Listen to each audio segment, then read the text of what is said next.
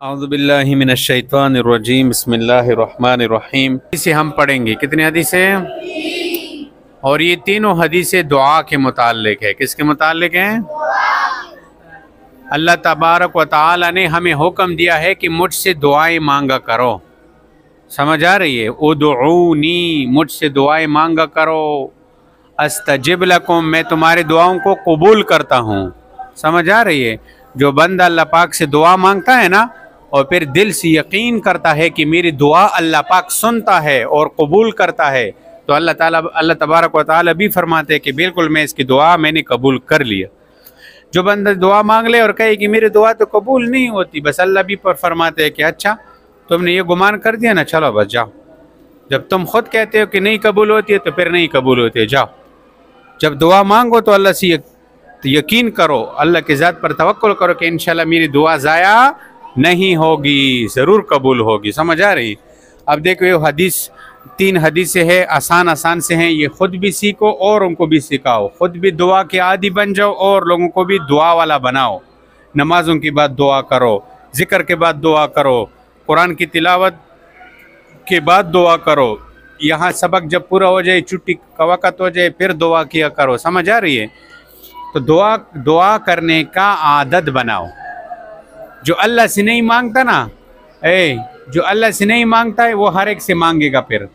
और लोग तो नहीं देते, एक दो दफ़ा उसके घर पे जाओ, यार दे दो दे दो, वो तीसरी दफ़ा कहेगा कि तू फिर आ जाना, फिर बेइज्जती भी करेगा, भगाएगा भी। ऐसा है या नहीं है? जो अल्लाह से नहीं मांगता वो दर बदर जलील होगा, और जो अल्लाह से मांगता है अल्लाह खुश होता है। अल्लाह से 50 दफ़ा मांगो, अल्लाह पाक खुश होता है, नाराज़ नहीं होता। अल्लाह पाक कहते और मांगो मुझसे, और मांगो। और हम अल्लाह से नहीं मांगते, लोगों से मांगते हैं। तो इसके बाद नियत करो इंशाल्लाह कि जो कुछ भी है किससे मांगेंगे? अल्लाह से मांगेंगे। या अल्लाह ईद के लिए मेरे कपड़े नहीं हैं, या अल्लाह मेरे लिए कपड़ों का बंदोबस्त कर दे। या अल्लाह ईद के लिए मेरी जो है जूती नहीं है, या अल्लाह मेरे लिए जूतों का बंदोबस्त कर दे। या अल्लाह उस स्कूल में इम्तिहान दे रहा हूँ, या अल्लाह मुझे सारे स्कूल में फ़र्स्ट नंबर पे ले आ। हाँ, ये सारी दुआई किया करो अल्लाह पाक से। या अल्लाह मेरे ये ज़रूरत है, मेरी ये हाजत है, ये हाजत है। तुम छोटे छोटे अल्लाह पाक से मांगोगे ना, तुम्हारी दुआ अल्लाह पाक कबूल करेगा। अल्लाह मेरी साइकिल नहीं है, मुझे साइकिल दे दो। हाँ, मेरी बाइक नहीं है, मुझे बाइक दे दो या अल्लाह। तो अल्लाह पाक से मांगना तो शुरू कर दो, अल्लाह पाक यूँ देगा, ऐसे देगा। जिस चीज़ की भी ज़रूरत है पहले अम्मी अब्बू को मत बोला करो, अल्लाह पाक से मांगा करो। समझ आ रही है? अल्लाह पाक जब देता है ना तो फिर अब तुम्हारी समझ में नहीं आएगी कि कहाँ से देगा वो। हाँ, तो अल्लाह पाक से दुआएं मांगेंगे ना इंशाल्लाह। अब देखो दुआ के मुतालिक हदीस से पढ़ो। क़ाला रसूलुल्लाह सल्लल्लाहु अलैहि वसल्लम, लैसा शैउन अकरमा अलल्लाहि ताला मिनद दुआए। तर्जुमा, नबी करीम सल्लल्लाहु अलैहि वसल्लम ने फरमाया, अल्लाह ताला के नज़दीक दुआ से ज़्यादा बुलंद मर्तबा कोई चीज़ नहीं। हाँ, यानी जितनी बुलंद चीज़ें हैं, शान वाली चीज़ें हैं, आला चीज़ें हैं, उनमें दुआ सबसे अल्लाह पाक के नज़दीक सबसे ज़्यादा बुलंद मर्तबे वाली चीज़ क्या है? दुआ है। दुआ क्या है? और इस दुआ, ये दुआ नमाज में भी है।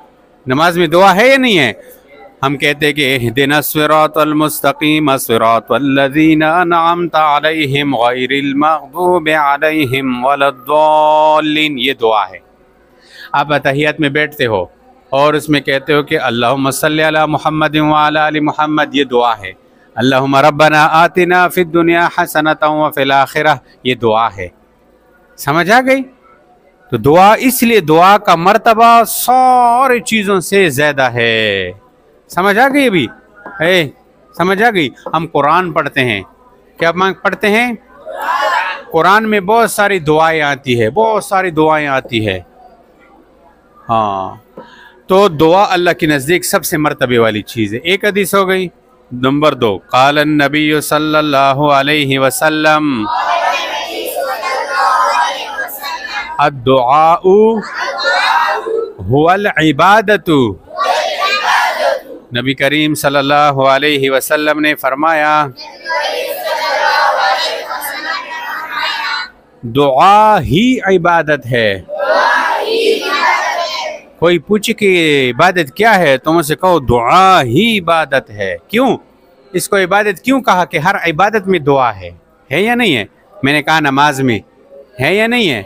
हाँ, नमाज में, रोज़े में, ज़कात में, हज में, हर चीज़ में दुआएं हैं, हर चीज़ में दुआएं हैं। इसलिए फरमाया दुआ ही इबादत है।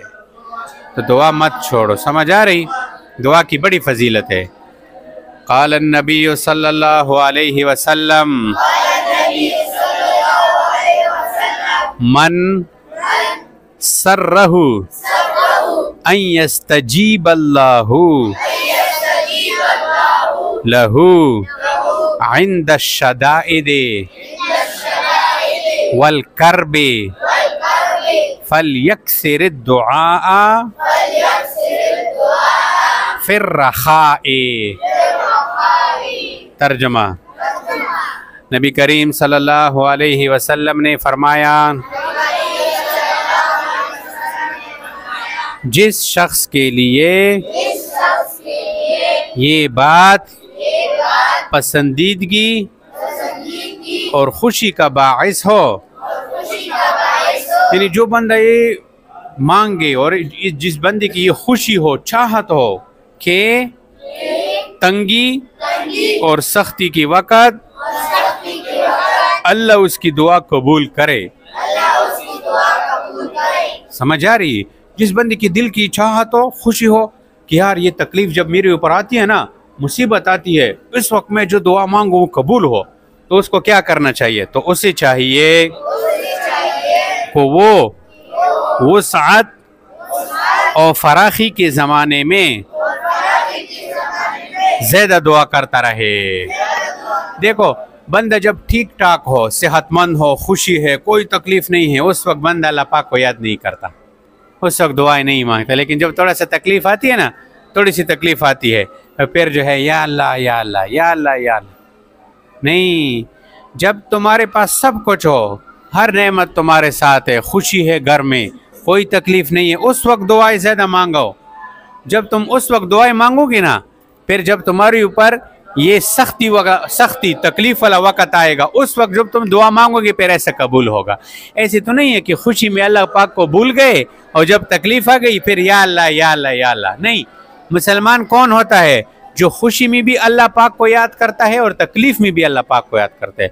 जो बंदा तकलीफ में अल्लाह पाक को याद करता है, खुशी में, जो बंदा खुशी में, परेशानियों में अल्लाह पाक को याद करता है, अल्लाह पाक से दुआएं मांगता है, अल्लाह पाक उसको फिर सख्ती के ज़माने में नहीं छोड़ता, यानी उसकी मदद ज़रूर करेगा।